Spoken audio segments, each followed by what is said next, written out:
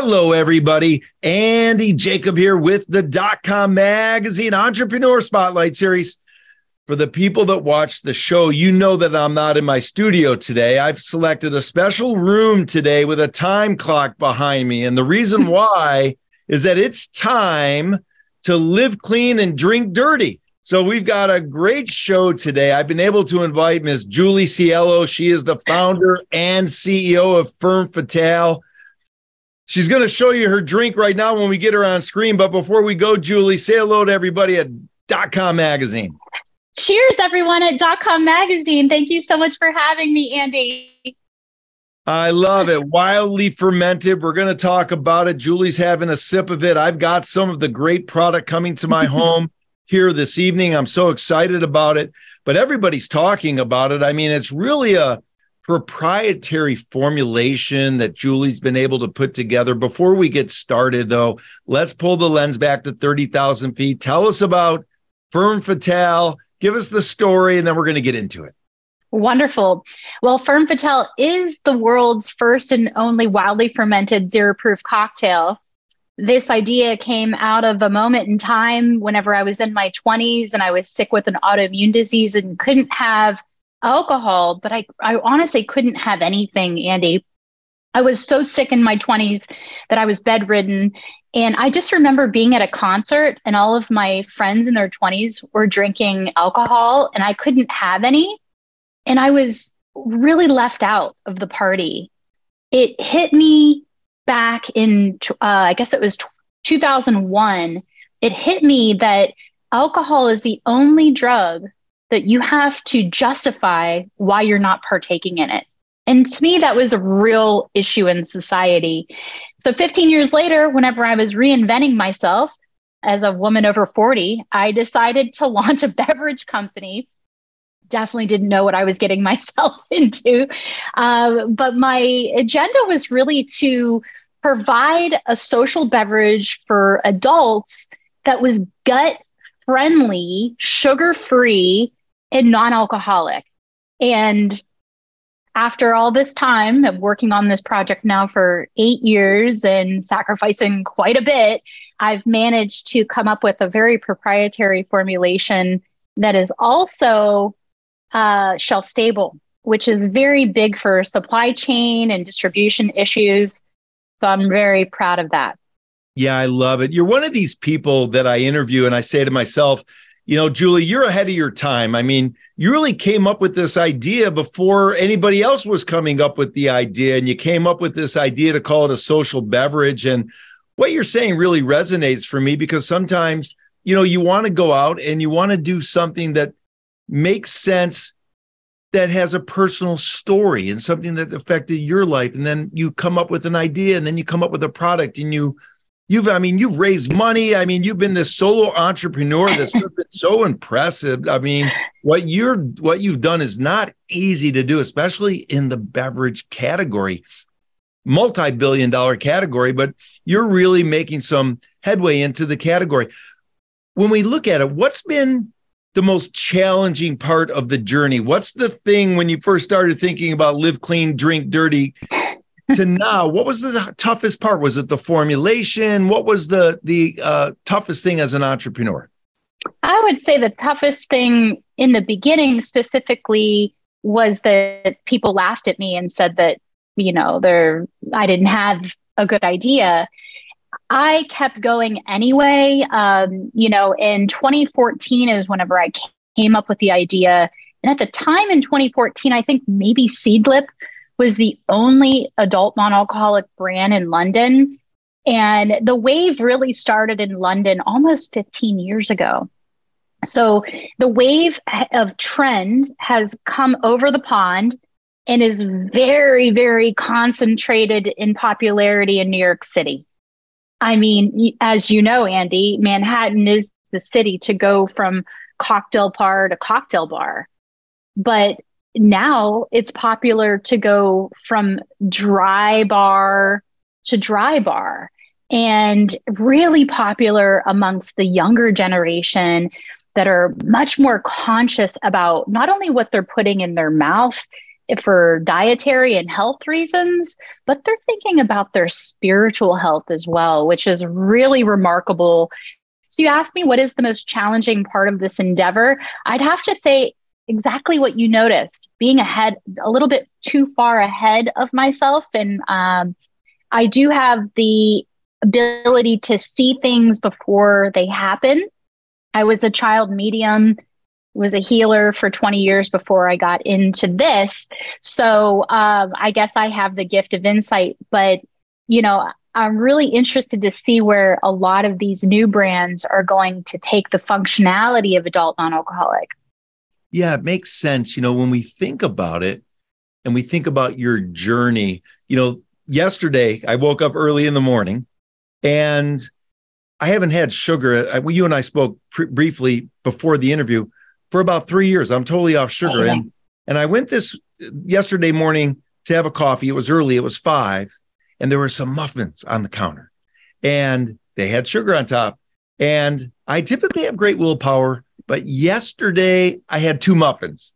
And what happened? I took photos of them and sent them to my wife. I said, honey, I had sugar for the first time in 3 years. I have to tell you, maybe it was mental, maybe it was physical, but I just didn't feel good after it. I believe it. And your formulation, speaking of sugar, there's no sugar. I mean, it's a non-alcoholic beverage. You call it wildly fermented. It's a wildly fermented adult social beverage. I love that. The dry bars in New York, that's going to take over the world. How hard was it to put the formulation together when you were thinking about this program?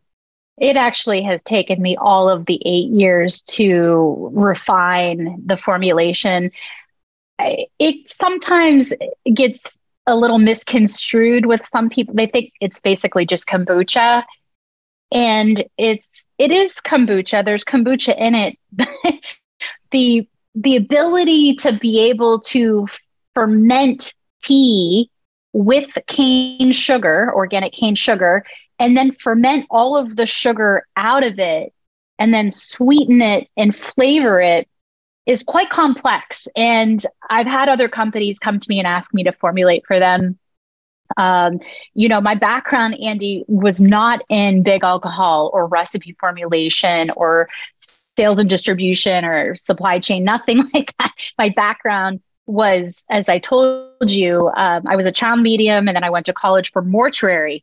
So the joke that a lot of people love hearing is I used to ferment people, but now I ferment cocktails. I love it. That is a great, yeah, you ferment cocktails. There's so much to unpack. You've only cut out a certain amount of time. I mean, I look at what you've done. You've done sales. You've done distribution. You are the recipe formulation expert. You do the social media, the email marketing, the branding. I mean, you do so much. You have a great group of people that also help you. When you look at your background as a healer and a coach and a therapist and a teacher, you also were a retreat leader as well. What types of values did you bring from that past experience into your entrepreneurial role? Really good question. I would say that my entrepreneurial journey as a massage therapist, yoga therapist, healer, I came with a lot of ignorance into what I was doing, a lot of being naive as to what I was getting myself into, and a big open mind, you know. And I started this company right before COVID. So I launched, everything was like normal. Dry January was booming in 2019. And actually, I think Dry January had increased in popularity in 2018, 2019, like 250%. And then there was a lull because of COVID. And I had some challenges, obviously, with COVID and running the company. So I had to pivot. My background as a healer and yoga instructor, I think, gave me a lot of ability to pivot back and forth, which is, you know, a great ability to have as an entrepreneur. But it's funny, though, this isn't a very easy business. And I've been stressed many times. And when someone says, "Oh, Julie, you should breathe," I just think that's hilarious. It's like the universe going, this is your full circle moment. I love it. I love it, Julie. It's so interesting because you also have this very fascinating passion of helping women of a certain age group, 35 to 65. And your passion is helping them find their passion and their inner voice, if you will, and what their spirituality. Let's talk about that, because I found that very interesting, because that's also driving your entrepreneurial spirit with your beverage as well, of course, with Ferm Fatale. I think it's so important that we all find our purpose and live in a way that allows us to be of service to others. I came from a background of childhood trauma, and, that created a lot of digestive issues and a lot of challenges in general. When I meet a woman and she is stuck and unfulfilled and not living her purpose, maybe dealing with addiction or gut issues or any kind of energetic stuckness, it reminds me of me.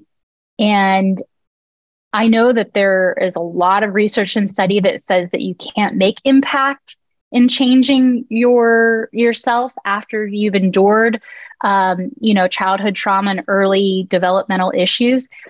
I disagree. I am a living testimonial of overcoming. I recently had health tests done. I don't show any markers of autoimmune any longer. My gut health is near perfect. And that is a testimonial to what's possible in defying the odds. So I feel like it's I can't not do what I'm doing in helping women, because I know what it's like to have fundamental issues that can create other challenges in your life. And by going deep, deep, deep into the center of who you are and really getting in touch with that inner you, it can heal things automatically, because there's always this river of healing, Andy. That river is always flowing. We have the choice as humans to either step into that flow of the river or stay on the bank.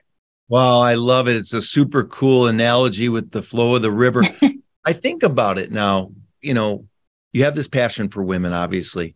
Men and women can drink your beverage. Sure. But we think about it.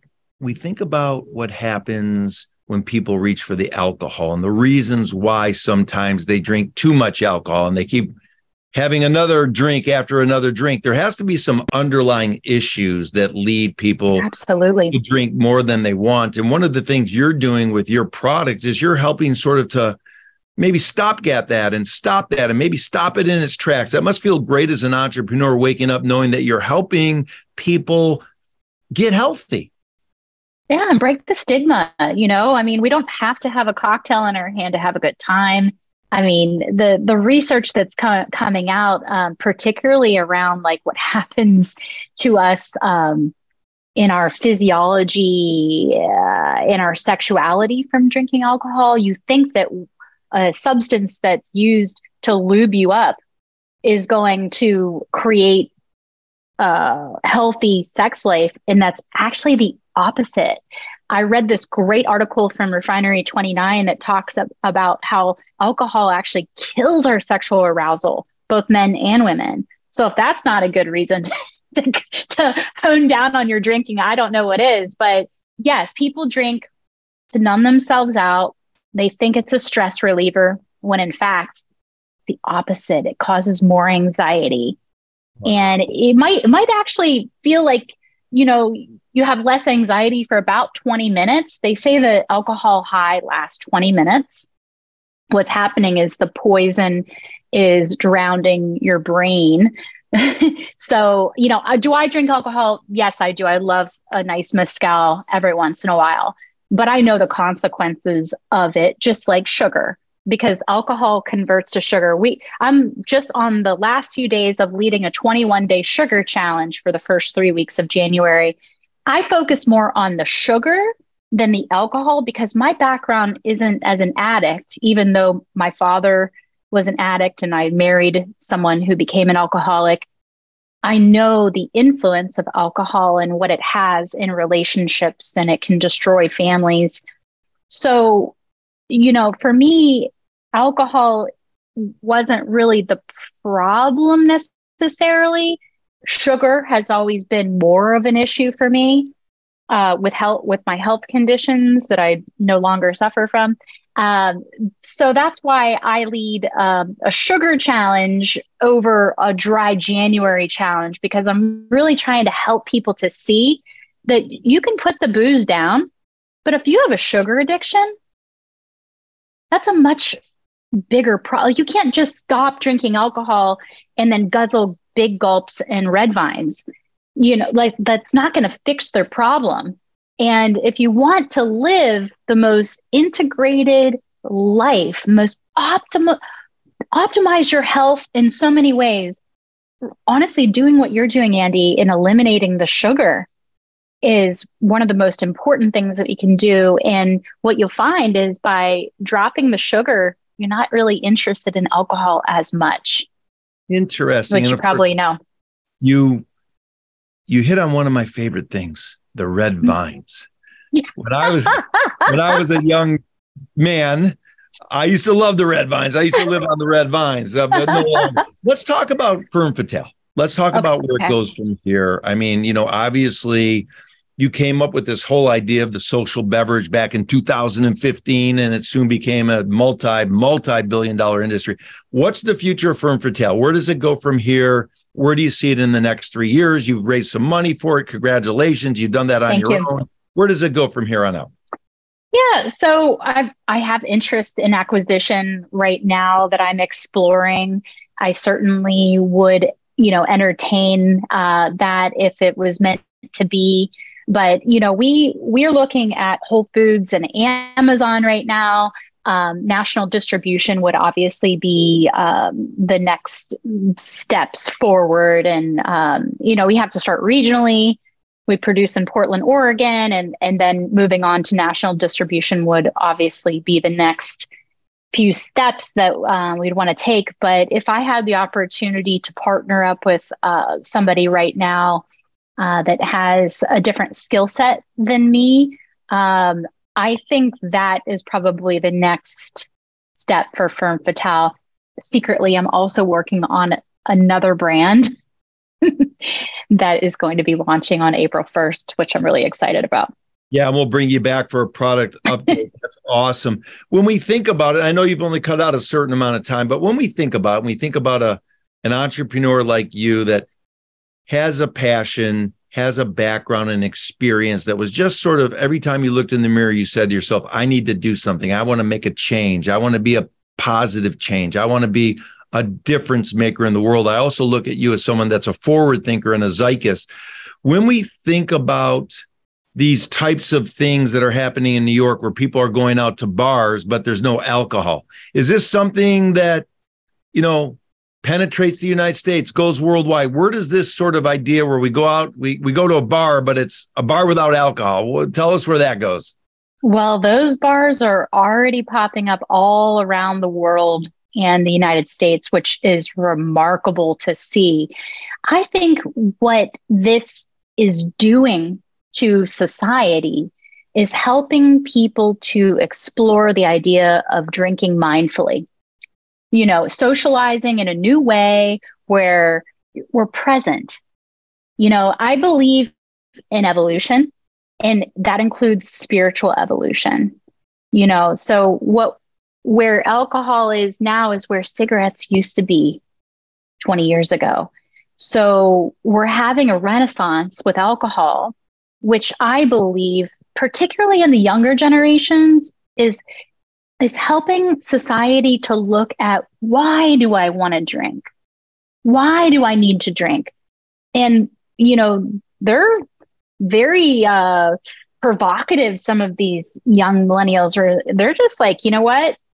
I don't care what society says. I'm not doing it because I'm making choices that are right for me. And I respect that so much and want to be someone that lifts these young people up and, helps us to connect on a much, much deeper level that doesn't have to include a numbing agent.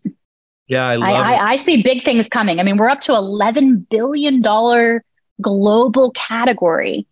And if drinking can slow down in London, it can slow down anywhere. That's right. You're right about that. And my grandfather and grandmother are from London. And when they would come over, when I was a young man, I mean, we would have the refrigerator filled with beer for them. And, especially my grandpa, we think about it, the RTD, ready to drink. You have some classic, let's talk about flavors. Yeah, there's Ferm Fatale. Let's talk about flavors. When you were thinking about flavors, let's talk about a couple flavors and see how that sort of penetrated the market.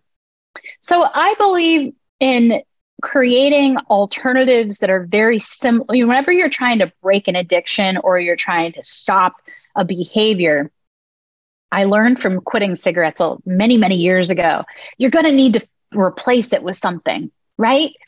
So, because that's how the mind works. If you just create a vacuum, not going to be quite as successful in overcoming an addiction or a habit. But when we replace a habit with something fresh, new, and more productive, then it overrides the brain and allows the person to effectively, switch that behavior. So the classic cocktail flavors were really interesting to me. Mojito, Cosmopolitan, Margarita, and Moscow Mule are the 4 core flavors of our brand. Would I love the opportunity to create more classic cocktail flavors? Yes, I would love that. If meant to be, if I'm supposed to continue to be a part of the team, obviously, I can see more classic cocktail flavors coming down the pipeline. But I knew I was on to a really good idea, Andy, whenever I saw GT's Kombucha, Health-Ade Kombucha, companies that have received millions of dollars in funding, or in the case of GT's Kombucha, he was the first kombucha in the United States. Well, maybe the second, because I actually do know the guy that created the first, but he became very successful. I shared the idea with GT many years ago at KombuchaCon, and I remember his eyes just lit up and he was like, oh, that's a good idea. Well, he now has a Chardonnay flavor and, now Health-Ade has mixers. And so whenever large multi-million-dollar brands copy what little you're doing, I pat myself on the back for it, even though I'm not making that kind of revenue. I mean, I think GT's Kombucha net $600 million of annual revenue last year. So, obviously he holds a very big percentage of the global kombucha market. But when it comes to this specific category of adult non-alcoholic beverage, which is its own category, we actually have an association called the Adult Non-Alcoholic Beverage Association, which I'm a founding member of. We have a lot to uphold in that association because we're not in other categories of beverage, which means there's certain regulatory and things that you have to follow. But I'm incredibly proud of what I have created, and we shall see what the next steps are for me. You're exciting, Julie. I tell you, I love things that sound too good to be true, but they're true. And that's what I look at with Ferm Fatale. Before I let you go, let's talk about entrepreneurship. Let's give back to the younger entrepreneurs, maybe some of the women that you're trying to change their lives. Maybe they're having a tough time in their life or maybe a tough time in business. Can you give some Julie Cielo pointers or maybe some spiritual guidance for people that are having a little bit of tough time in their life on how to get through those tough times? I'm going to give 2 pieces of advice. The first one is very business advice, which is don't look for funding. Look for people that believe in you. Don't try to find funding for a product. Find funding from people that believe in you as an entrepreneur. That's the first piece of advice I'll give on a business note. On a more spiritual note, I would say if you're clear about what it is that you want in your life, don't let anybody tell you that you can't do it. I mean, I came from poverty, Andy. I came from poverty. I was sick with autoimmune. Like, the challenges were stacked on me. I'm a female in a male-dominated industry, and I've managed to make it to the BevNet stage twice in my career. And I didn't come from a background in beverage. So how did that happen? It happened because I believed it could happen.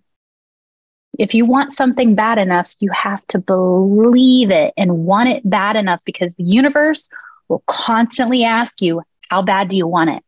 Yeah, and you have to show the universe how bad you want it. That's great. Wow. Two nice pieces of advice for the entrepreneurs watching the show. Rewind what Julie just said. We're going to put her links below the interview. Thank you, Andy. Julie, wow. Live clean, drink dirty. Thank you so much. Yeah. Thank you so much for coming on the DotCom magazine Entrepreneur Spotlight. Cheers. Thank you so much for having me. And I hope you enjoy these whenever you get home.